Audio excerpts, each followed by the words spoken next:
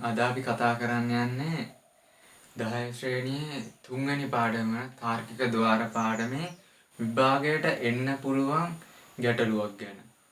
මම මෙතනදී කතා කරනවා අපි බූලිය ප්‍රකාශනයක් අපිට දුන්නට පස්සේ අපි කොහොමද ඒක තාර්කික පරිපථයක් බවට පරිවර්තනය කරන්නේ සහ තාර්කික පරිපථයක් බූලිය ප්‍රකාශනයක් බවට පරිවර්තනය කරන්නේ කොහොමද කියන එක ගැන අද අපි කතා කරනවා. එහෙනම් අපි බලමු මේ දේ කරන්නේ කොහොමද කියලා.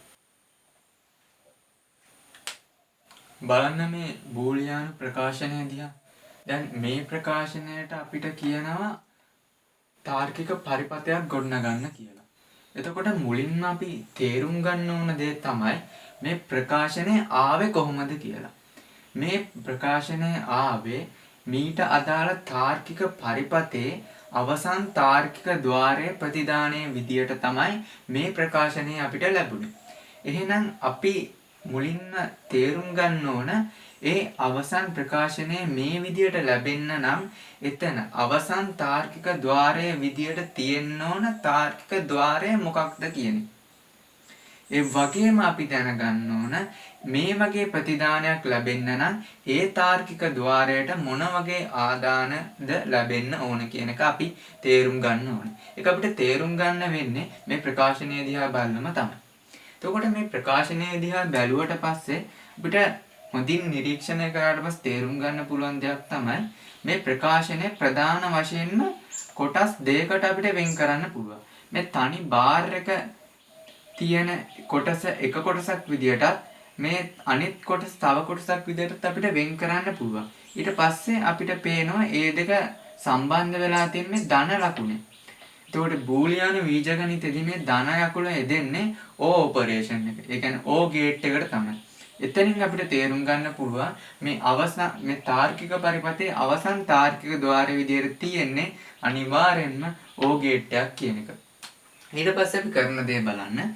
ඊපස්සේ අපි O ගේට් එකක් නිර්මාණය කරගන්නවා. අපි ඒක ප්‍රතිදානය F කියලා සලකුණු කරනවා. ඊට පස්සේ මේ ප්‍රතිදානය ලැබෙන්න නම් දැන් අපි අඳුනගත්තා ආදාන දෙකක් ලැබෙන්න ඕනේ. ඒ තමයි මේකයි මේකයි. මේ ආදාන දෙක මේ O ගේට් එකකින් සම්බන්ධ වුණොත් තමයි මේ විදිහේ ප්‍රතිදානයක් ලැබෙන්නේ. එහෙනම් අපි ආදාන දෙකක් මෙහෙම ලකුණු කරගන්නවා. එහෙනම් මෙතනදී ලැබෙන්න ඕන එක ආදානයක් තමයි මේක. මම ඒක මෙහෙම ලකුණු කරගන්නවා. A B බා. ඒ වගේම අනිත් ආදානය තමයි මේ දේ.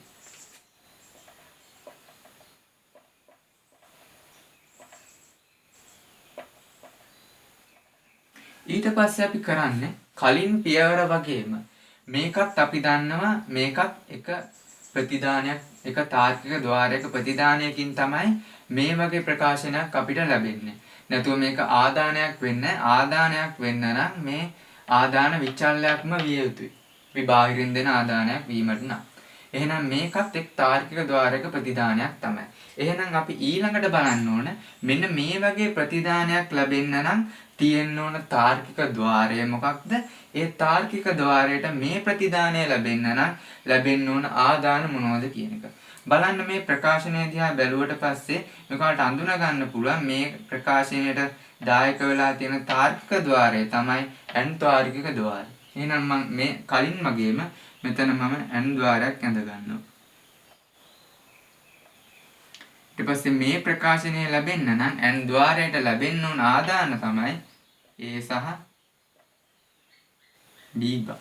ඒ වගේම මෙතන B බා කියන්නේ අනිවාර්යයෙන්ම එක තාර්කික ద్వාරයක ප්‍රතිදානය.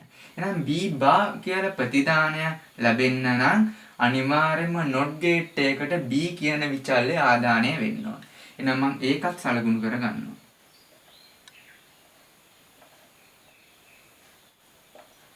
දැන් බලන්න B ద్వාරයෙන්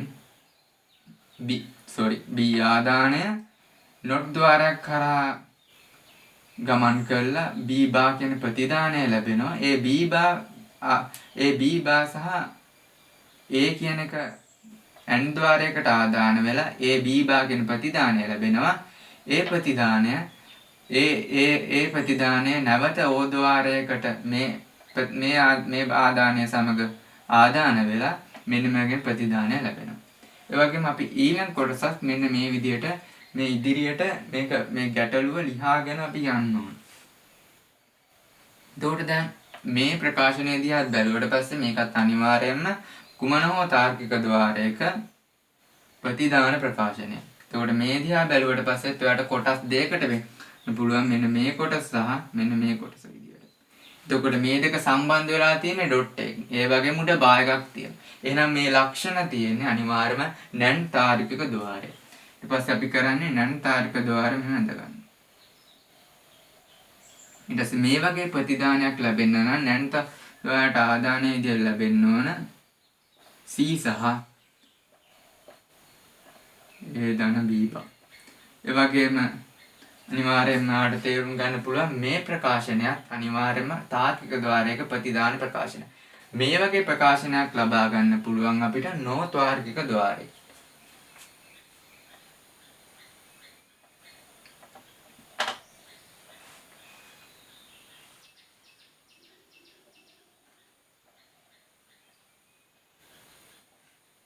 අපිට නොතාර්කික ద్వාරයට A B කියන විචල්්‍ය දෙක ආදානය කරොත් මේ ප්‍රතිදානය ලබා ගන්න පුළුවන්. ඊට පස්සේ අපිට කරන්න තියෙන්නේ මේ එක හා සමාන ආදාන විචල්යන් එකට සම්බන්ධ කිරීම.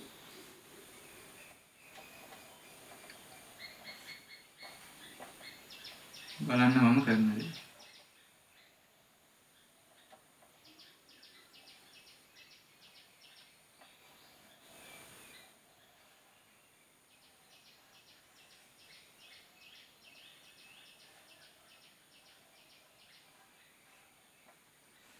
දැන් බලන්න මේ පරිපතේ මේ ප්‍රකාශනයට අදාළ පරිපතේ දැන් අපි නිර්මාණය කරලා ඉවරයි.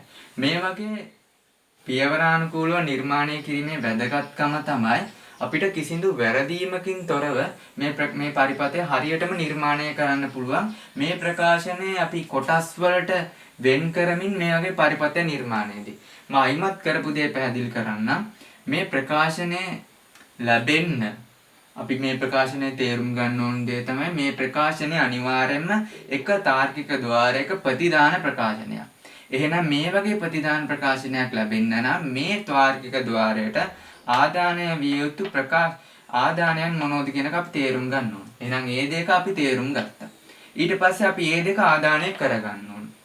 ඊට පස්සේ මේවා A B C මේ ප්‍රකාශනයට අනුව මේ තමයි මේකට ලැබෙන්න ආන ආදාන.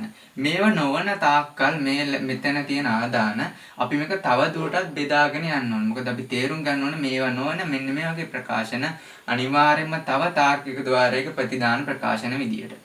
එහෙනම් අපි ඒ දෙක හඳුනාගත්තට පස්සේ මේවා බෙදාගෙන ලැබුණා. අවසානයේ මෙන්න මේ A B C කියන මෙන්න වගේ විචල්්‍ය ලැබෙන තුරුම අපි මේක බෙදාගෙන අන්තිමට එක හා සමාන විචල්යන් එකට සම්බන්ධ කරා. මොකද මේක පරිපතයක් හින්දා.